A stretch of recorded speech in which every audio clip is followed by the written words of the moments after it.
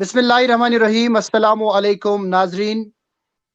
जो भी व्यूअर्स इस वक्त मुझे देख रहे हैं, आपको बता दें कि आज हमारे साथ एक बार फिर एक ऐसी शख्सियत मौजूद है जो किसी तारुफ के मोहताज नहीं है। आप सब ने उन्हें बखूबी हर एक चैनल पे देखा होगा। मैं बात कर रहा हूं डॉक्टर के अरोड़ा जी की, जो सत्यम हेयर ट्रांसप्लांट जो लुधियाना में है, वहां पे वो अपने फराइज इस वक्त अंजाम दे रहे हैं। और डॉक्टर साहब ने आज तक कश्मीर के तकरीबन, हम 40 नहीं कहेंगे लेकिन 30% लोग जो है वो वहां पे हेयर ट्रांसप्लांट कराते हैं। आज हम एक बार फिर से डॉक्टर साहब को आपके लिए लेके आए हैं, क्योंकि काफी सारे लोगों ने मुझे फोन करके बताया कि आप एक बार डॉक्टर साहब से बात करें। तो डॉक्टर साहब, सबसे पहले आपका खैर मकदम है। कश्मीर के मेरे सभी दोस्तों को अस्सलाम वालेकुम, आदाब, नमस्कार। मैं डॉक्टर के अरोड़ा, आपका दोस्त, लुधियाना सत्यम हेयर ट्रांसप्लांट से हूँ। बहुत सारे लोगों की इंक्वायरी आती है, तो सर जो भी आपके पास सवालात आए हैं कश्मीर के लोगों के, आप मेरे से पूछिए। मैं उन सभी का समाधान और हर एक बात आपके साथ प्रॉपरली डिस्कस करूँगा। डॉक्टर साहब, वैसे तो मुझे लगा कि जितने भी मुझे फोन कॉल्स आई, उनसे यही लगा कि कश्मीर के लोग जो है वो आपसे काफी ज्यादा मोहब्बत करते हैं। बिल्कुल सर, मैंने कल ही कश्मीर के दो लोगों का किया जिनका गंजापन बहुत ही ज़्यादा था। सिर के पीछे डोनर एरिया भी नहीं था, पर उन दो दोस्तों में इतनी बाल उगाने की ख्वाहिश थी कि वो चाहते थे कि डॉक्टर साहब मेरा पूरा सिर होना चाहिए। हमने उनके 3 दिन लगा के सिर के पीछे से, दाढ़ी के निचले हिस्से से, जबड़े से निचले वाले हिस्से के, छाती के लगा के हमने उनका पूरा सिर बालों के साथ भर दिया है सर। और वो डॉक्टर आज साहब, अगर तीन हम दिन के बाद, जी, जी जी, 3 दिन के बाद आज वो वापस उनको रुखसत किया है सर। अच्छा डॉक्टर साहब, ये बात भी सुनने में आई है कि आप वहां पे, आपके पास जो भी पेशेंट आते हैं उनको आप बिल्कुल अपने फैमिली मेंबर की तरह रखते हैं। बिल्कुल सर, कश्मीर के साथ बहुत लोगों का मेरे साथ प्यार है। वो बहुत उम्मीद लेकर आते हैं। हम उनका रहने का इंतज़ाम यहाँ रखते हैं। ब्लड के टेस्ट भी वो बीच में होते हैं। पीआरपी भी उसी पैकेज में फ्री की जाती है। खाने की दवाई 10 दिन की, उसका पैकेट भी फ्री में दिया जाता है। ट्रांसप्लांट वाले दिन खाने पिलाने का इंतज़ाम भी हमारी तरफ से होता है। 1-2 दिन वो यहाँ लोकल घूमते हैं तो हमारी कार ले जाते हैं, लुधियाना शहर देखते हैं, हौजरी का सामान खरीदते हैं, स्वेटर खरीदते हैं, कंबल खरीदते हैं, शॉल्स खरीदते हैं, और बिल फिर इनको खुशी के साथ विदा किया जाता है सर। तो डॉक्टर साहब, हम मेन टॉपिक पे आते हैं, क्योंकि बहुत सारे जो लोग हैं उन्होंने हमसे ये बताया कि आप डॉक्टर साहब से जरूर पूछिएगा कि आखिर जो ये गंजापन है, ये बाल अगर झड़ते हैं तो इसकी जो बेसिक वजह है, क्यों ये बाल झड़ते हैं और क्यों आज कम उम्र जो होते हैं नौजवान, उनमें गंजापन आ जाता है। बिल्कुल सर, ये जो गंजापन है ये 2 टाइप का होता है। एक तो होता है मेल पैटर्न बॉल्डनेस, जिसे हम बोलते हैं खानदानी गंजापन, जो कि जी। जैसे कि मेरी शक्ल मेरे पिताजी की तरफ, माताजी की, मामों की तरफ, नाना की तरफ, दादा की तरफ मिलती है, उसी प्रकार मेरे बालों का कुछ भी जो पैटर्न होगा उसी तरीके से होगा। मेरा कहने का मतलब है कि अगर गंजापन अब नानके में, दादके में है तो वो गंजापन आएगा ही आएगा। मगर अगर बालों की देख रेख प्रॉपर ना की जाए तो वो गंजापन जल्दी आ जाएगा। और अगर बालों का प्रॉपर देख रेख की जाए तो उस गंजेपन को, जो कि नॉर्मली 40-45 साल की उम्र में आता है, उसे 60-70 साल तक भी लेट किया जा सकता है। और इसमें मैं बताना चाहूँगा, ये तो है जिसमें मेल पैटर्न बॉल्डनेस, खानदानी गंजापन। दूसरा होता है गंजापन सिर के ऊपर, जो अलग अलग टाइप्स की बीमारियों से होता है। एलोपेशिया की बीमारी हो गई, या non scarring alopecia, scarring alopecia, traction alopecia कईयों में होती है। बालों की खींचने की आदत, मूँछों के बाल खींचते रहते हैं, एक वो भी एक टाइप का एलोपेशिया है। साथ में गलत टाइप के केमिकल प्रोडक्ट्स, शैम्पूज, कंडीशनर्स, बालों के ब्यूटी प्रोसीजर्स, जेल्स वगैरह लगाने से कई लोगों के अच्छे बाल भी होते हैं, खानदानी गंजापन नहीं भी होता, फिर भी इन चीज़ों के मिसयूज से उनमें गंजापन आ जाता है। लेकिन डॉक्टर साहब, अगर हम देखें आज के नौजवान जो है काफी फैशनेबल रहना चाहते हैं, तो इसी वजह से कभी वो रिबॉन्डिंग करते हैं, कभी वो कोई और चीज इस्तेमाल करते हैं जिसकी वजह से उनके बाल झड़ जाते हैं। लेकिन क्या डॉक्टर साहब कोई नेचुरल रेमेडी है? क्या कोई ऐसी चीज है, क्या कोई ऐसी दवाई है, कोई ऐसा केमिकल है जो जो साइड इफेक्ट जिसमें ना हो, जिसकी वजह से वो अपने बालों को ठीक रख सकें?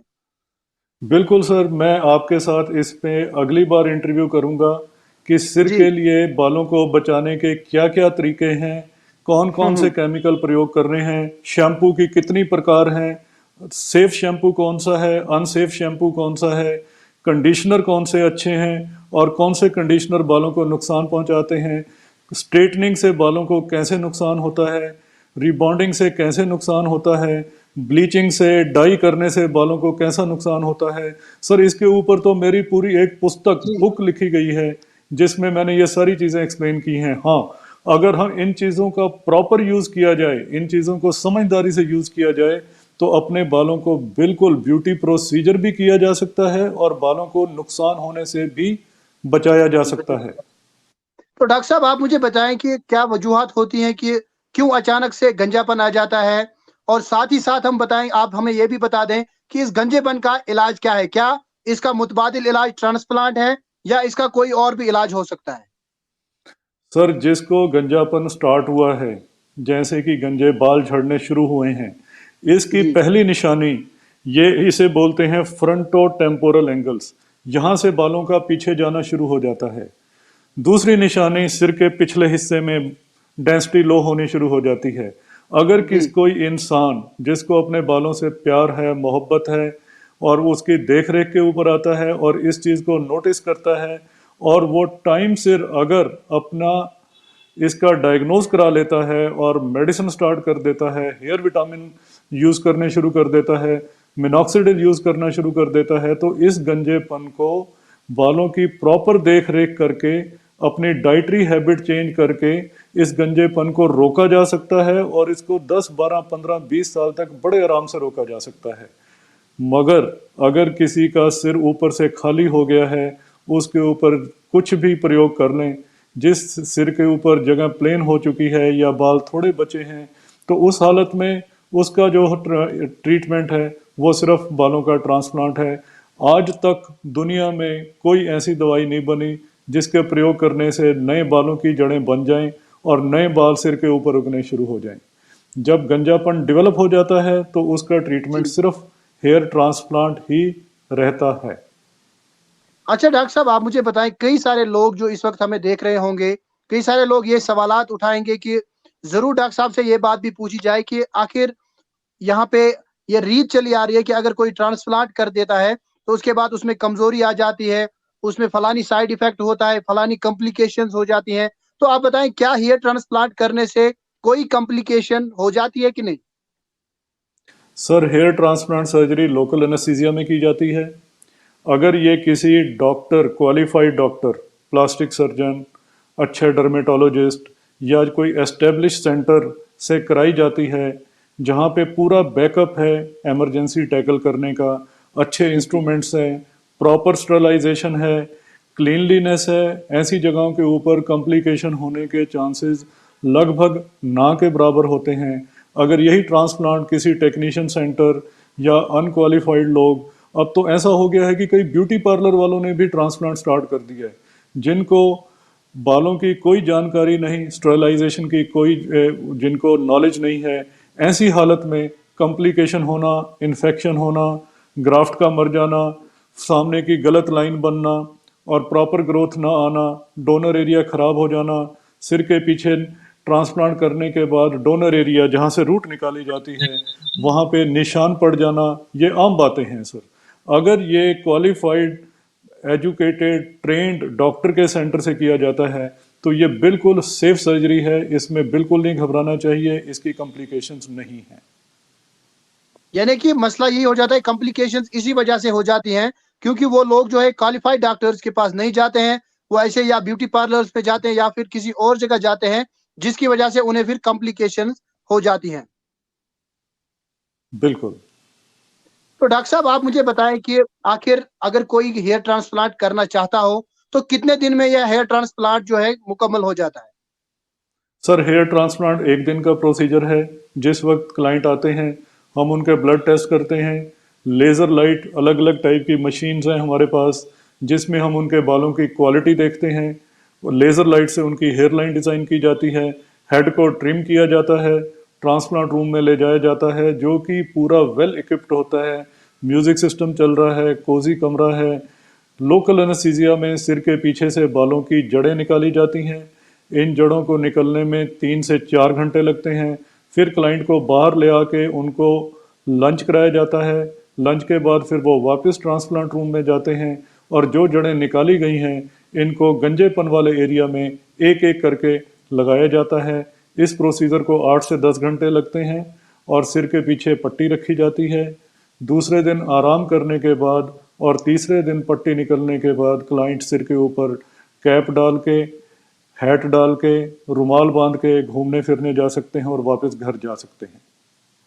अच्छा डॉक्टर साहब, आप मुझे ये बात बताएं कि क्या कुछ खास है सत्यम हेयर ट्रांसप्लांट के यहाँ के लोग जो हैं आप ही के पास हेयर ट्रांसप्लांट करने क्यों ज्यादातर आते हैं और क्यों लोग आप ही के पास आ जाएं?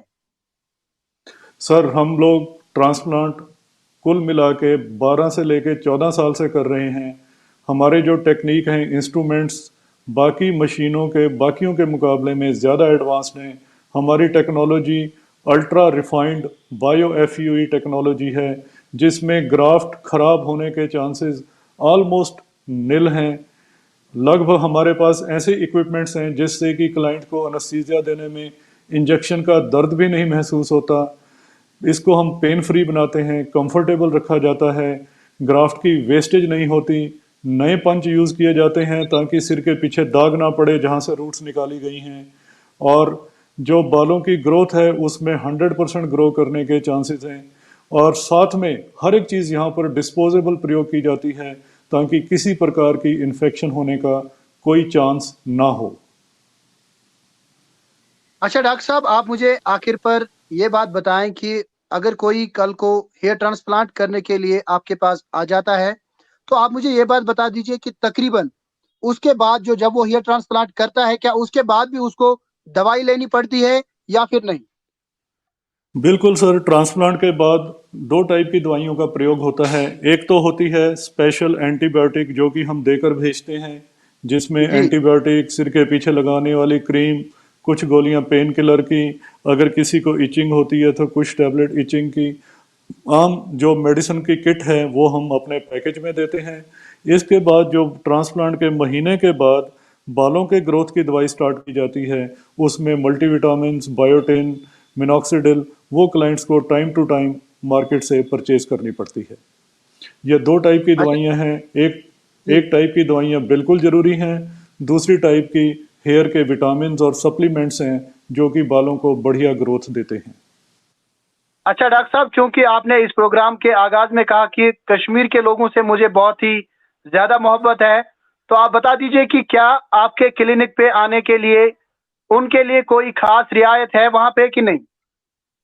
बिल्कुल सर, कश्मीर से कोई आता है, नंबर एक हम उनको रियायत करेंगे। और रियायत से जो बहुत ज़रूरी बात है कि हम उनको बहुत बढ़िया रिजल्ट देंगे, वफादारी से उनका काम करेंगे। खास बातें उनकी जो ध्यान रखने वाली हैं कि उनको यहाँ आके किसी प्रकार की कोई प्रॉब्लम ना हो। रहने का अरेंजमेंट होगा, ब्लड टेस्ट भी किए जाएंगे, खाने का अरेंजमेंट भी होगा और एंटीबायोटिक की किट भी देंगे। और इससे जो बहुत ज़्यादा ज़रूरी बातें हैं कि उनका ये प्रोसीजर टोटल पेन फ्री किया जाएगा। अगर किसी को डोनर एरिया कम है तो उनके रिजर्व डोनर एरिया से, चेस्ट से लेके हम उनका मैक्सिमम एरिया और फुल हेड करके भेजेंगे। और इससे जो जरूरी बातें हैं उनमें किसी प्रकार की कोई इन्फेक्शन का चांस नहीं होगा। हर प्रकार की चीज़ें डिस्पोजेबल होंगी, बालों के ग्रोथ की गारंटी होगी। जो स्पेशल इंस्ट्रूमेंट हमारे पास हैं वो प्रयोग किए जाते हैं जिससे डोनर एरिया को कोई डैमेज नहीं होता, पीछे किसी किस्म का मार्क नहीं रहता। और हर एक चीज़ यहाँ पर डिस्पोजेबल और स्टरलाइज है, इन्फेक्शन का कोई चांस नहीं है। और जो वो उम्मीद लेकर आएंगे उनकी उम्मीद को पूरा करके दिया जाएगा। डिस्काउंट तो अलग बात है, पर जो वो उम्मीद लेकर आए हैं डिस्काउंट भी होगा। और जो बालों का काम किया जाएगा वो सेफ, बिना किसी साइड इफेक्ट के और गारंटी शुदा होगा। अच्छा डॉक्टर साहब, अपनी तरफ से आप हमेशा प्रोग्राम के आखिर पे अपने लोगों के लिए, खासकर अगर हम बात करें जम्मू और कश्मीर के लोगों के लिए, जरूर एक मैसेज देते हैं, तो आज आपकी क्या मैसेज रहेगी? बिल्कुल, आज का मैसेज है कि मेरे दोस्तों, अगर आपके बाल झड़ रहे हैं, आप मेरा नंबर लीजिए, मेरा कांटेक्ट नंबर है इंडिया का, यहाँ का 9988099180। दोबारा रिपीट कर रहा हूँ, 9988099180। दूसरा नंबर है 9596317875। अगर आपको बालों की कोई भी प्रॉब्लम है, आप हमारे से फ्री कंसल्टेशन कर सकते हैं। आप व्हाट्सएप पे फ़ोटो भेजिए, हम आपका डोनर एरिया असेस करेंगे, आपको रिसिपिएंट एरिया प्लान करेंगे, आपको रिजल्ट भेजेंगे। अगर हेयर फॉल हो रहा है तो आपको मेडिसिन एडवाइस करेंगे ताकि आप अपने बालों को बचा सकें। हाँ, अगर गंजापन आ चुका है तो हम उसकी जो बेस्ट पॉसिबल ट्रीटमेंट होगी वो आपके साथ डिस्कस करेंगे। बहुत बहुत शुक्रिया आपका डॉक्टर साहब। नाजरीन, आपको एक बार फिर बता दूं कि हमारे साथ बात कर रहे थे डॉक्टर के अरोरा जी, जो कि इस वक्त लुधियाना में अपने फराइज अंजाम दे रहे हैं। और खासकर अगर किसी के भी बाल झड़ रहे हैं या कोई भी गंजेपन का शिकार हुआ हो तो वो डॉक्टर साहब से बराह रास्त उनके फोन नंबर पे कांटेक्ट कर सकता है। डॉक्टर साहब ने आपको फोन नंबर बता दिया, मैं भी आपको एक बार बता दूं। डॉक्टर साहब का फोन नंबर है 9988091800। एक बार फिर से बता दूं, 9988091800। इस पे आप डॉक्टर साहब को व्हाट्सएप कर सकते हैं या फिर कॉल भी कर सकते हैं। और डॉक्टर साहब आपको बिना किसी फीस के आपकी कंसल्टेशन करेंगे, आपको उसके लिए कोई भी फीस चार्ज नहीं किया जाएगा। बहरहाल आखिर पर आपको बता दूं, अगर किसी के भी बाल झड़ रहे हैं या गंजेपन का शिकार हुआ हो तो आप बिल्कुल नाउम्मीद मत होइएगा। आप डॉक्टर के अरोरा जी से राब्ता कीजिएगा। बहुत बहुत शुक्रिया।